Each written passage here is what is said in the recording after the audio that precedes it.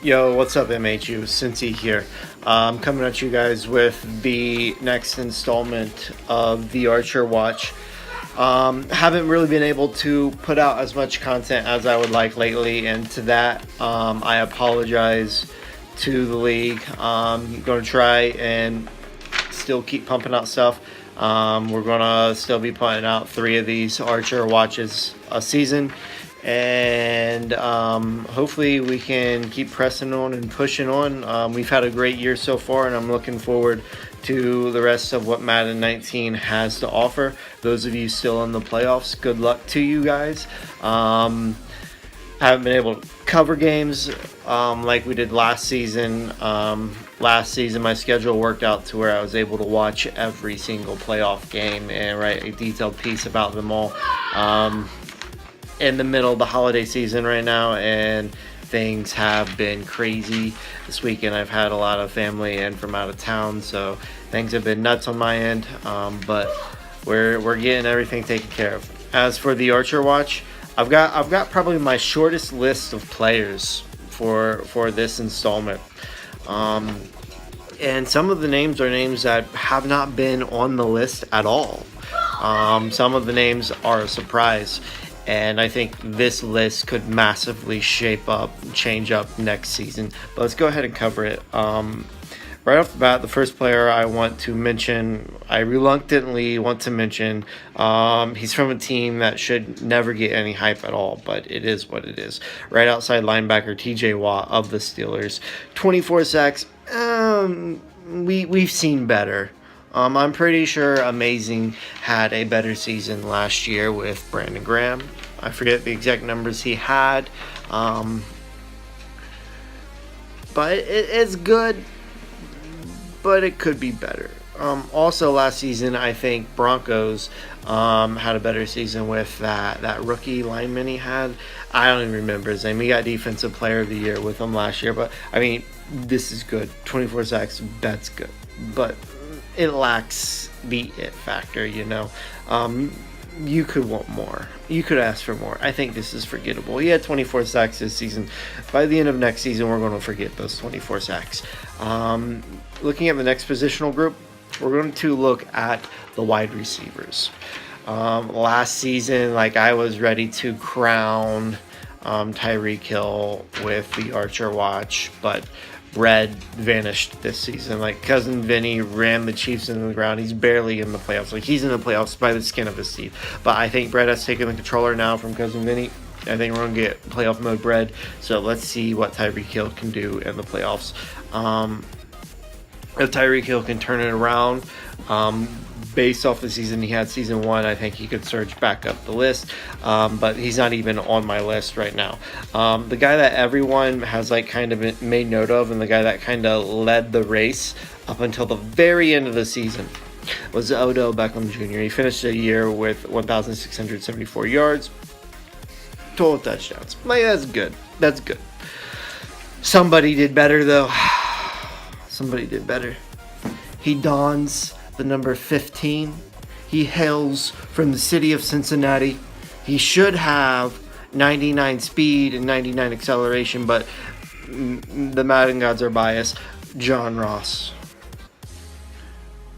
Odell Beckham Jr. Finished the year with 12 touchdowns. John Ross finished the year with 12 touchdowns. So they cancel out. How many yards did the two guys have? Odell Beckham Jr. had 1,674 yards. John Ross had 1,680 yards. Yes, that's right. John Ross surged past Odell Beckham Jr. to finish the year as the best wide receiver in the league. So, Sundance, sorry. Better luck next year. Right now, like the guy in charge wearing the pants as far as wide receivers go, it's John Ross. When a wide receiver sticks his head out and he's like, "Yo, I deserve the Archer watch," it's John Ross running his mouth. Like Odell Beckham Jr., he's forgettable now. Nobody's going to remember what you did this year with Odell Beckham Jr. Why? Because John Ross wears the pants. And Brad, you can try and spam Tyreek Hill next season. I'm going to spam John Ross more. Okay? So what Tyreek Hill did season 1, it's canceled out by what John Ross did season 2. So going into next season for the Bengals, it's all going to be about bringing the Archer home to John Ross. Next season, my mentality, because I suck and I can't win, my mentality is let's just make John Ross the best player in the league.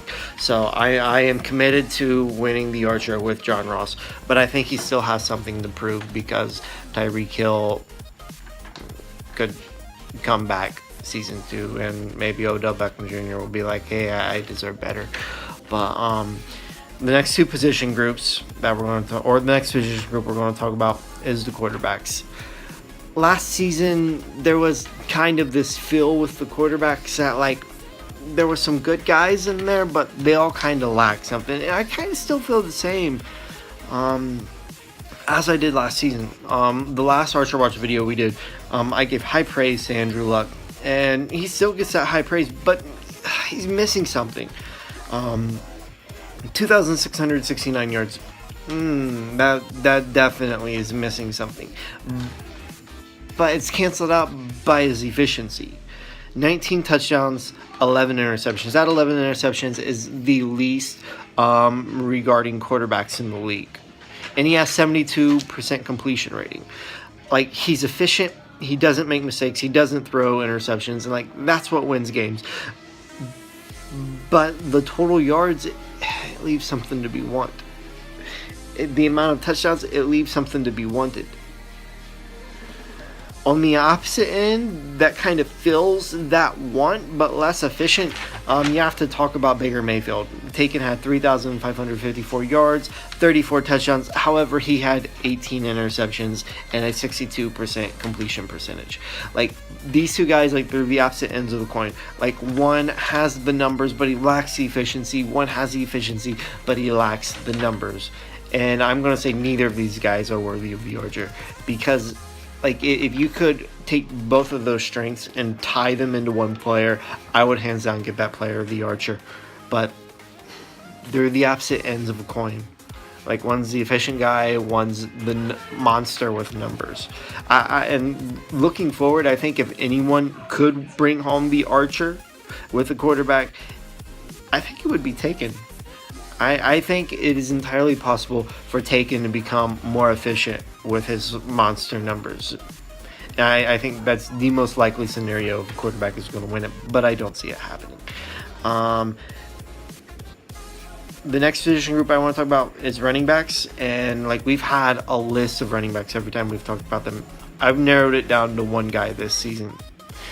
And next season, when Wood has his back healthy, like, Wood has some back. I don't even remember his name because he's forgettable.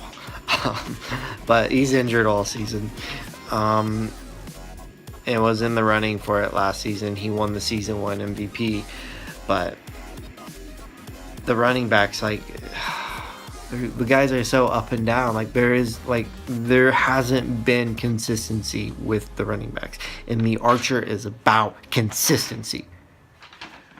But we talk about Andrew Luck and how, like, he lacks the numbers and he's efficient. Well, the number one back in the league right now is, I don't even know if I'm pronouncing this right, Nyheim Hines.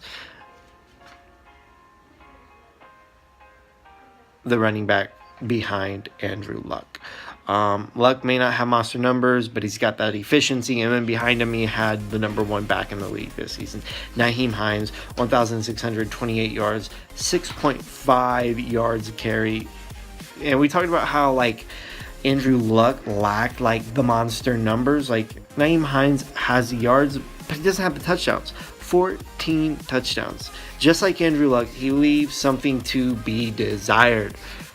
When I look at these offensive players, they all leave something to be desired. Like, it pains me to say, but even my precious John Ross leaves something to be desired. Only 12 touchdowns. Like, all of these offensive players that we've talked about, every single one of them has left something to be desired. When we look on the opposite end of the coin at the linebackers, though, the main position group that we've given love to with the Archer as far as like numbers and like whatever goes, it's been linebackers. It's been user linebackers. And we've had a list of like 3 guys. Shazier for Wood. What's his face for the Panthers? I don't remember his name at the moment or whatever. But then Anthony Barr has surged onto the scene this year following the trade of Barr from the Vikings to the Colts. And like all the top user linebackers have all been kind of bunched together. And last time we did one of these videos, we had like a short list of like user linebackers that were raising the bar on what a user linebacker was. The end of this season, though, Anthony Barr has surged past them all. 15 tackles for a loss, only 1 sack, but he had 19 interceptions.